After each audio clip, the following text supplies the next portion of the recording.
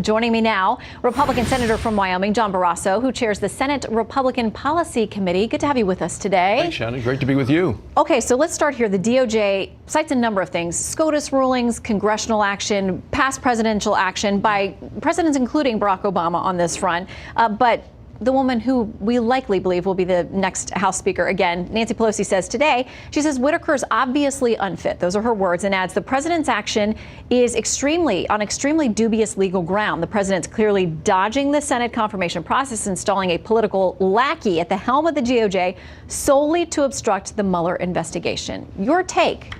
Well, I think it's a legitimate temporary appointment. He's in an acting role. I think he's going to be that way. I've heard a number of names floated to be the Attorney General. I think the president will make a nomination. By the time that hearing is held next year, we'll have 53 Republican senators in place. Rick Scott was with us today, participated in our policy lunch. So we'll have a more breathing room, if you will, to make sure we can get that confirmation done. So I would expect there's going to be a fully confirmed Attorney General working on behalf of the United States. Now you take the position of Nancy Pelosi. You know, she's going to be coming in, perhaps as Speaker, perhaps not, depending on how the election goes in the House.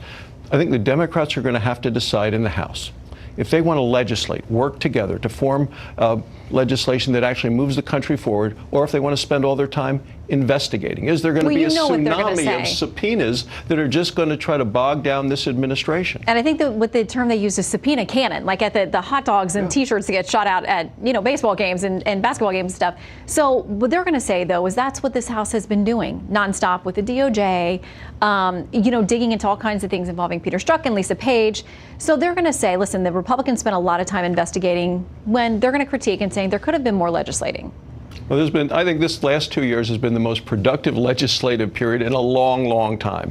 The economy is booming, more jobs, greater consumer confidence. We were able to cut taxes, get regulatory relief for people, unleash American energy. The number of justices in the Supreme Court, but judges across the land, have been increased under President Trump. We have a growing, strong economy, all these things under this leader and under the Republican Senate, the Republican House. But we had to work in a bipartisan way in the Senate to do water infrastructure, passed 99-1. Opioid legislation, overwhelming support. 22 bills for help our veterans. All of those things are done in a bipartisan way, not through investigations, not through delays and trying to slow down the process. Republicans are committed to working with Democrats if they want to work for results and solutions. That's what I'm committed to. Okay, something that's going to get a lot of attention is, as the GOP holds the majority in the Senate, is moving through judges. Now, Jeff Flake, one of your GOP counterparts, he says he wants a bill to protect the special counsel, Robert Mueller, and he is going to hold up judicial nominations and votes on them until he gets that. Here's what he says. I have committed not to advance any more nominees through the Judiciary Committee. We've had hearings for 21. They're awaiting action, some of them tomorrow, and they will not receive my vote. And with the margins we have in the Judiciary Committee, it means that they will not move forward.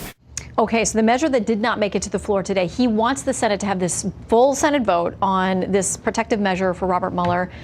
He's not going to vote on judicial nominees until he gets it. What happens next? Well, we'll see. Number one is I don't think that vote is necessary on the Senate floor. You heard Senator McConnell talk about the fact that there's been no effort to remove Mueller. It's an investigation. The time has come to end it. It has been dragging on. I heard it on the campaign trail, not just in Wyoming, but other states where I was campaigning for candidates. They said, it's time to move on, get this finished, wrap it up, and move on. The president has made no indication that he was going to remove Mueller from that position. There's been no call for that, so I don't think we need the legislation. And yes or no, before we run out of time, do you think that whatever report Mueller comes up with should be public? The American public should be able to read it for themselves? Well, ultimately, I think people ought to hear what he has to say, what he's found. So yes, but in the middle of the process, while it's moving forward, I think in terms of the integrity of the investigation, shouldn't be dribbling it out as time goes on. We ought to wait till the end, but it's time. They've been pretty good about keeping a lid on things as we await and hear there may be indictments coming. Senator, thanks for dropping in tonight. Thanks, Shannon. Thanks for having me.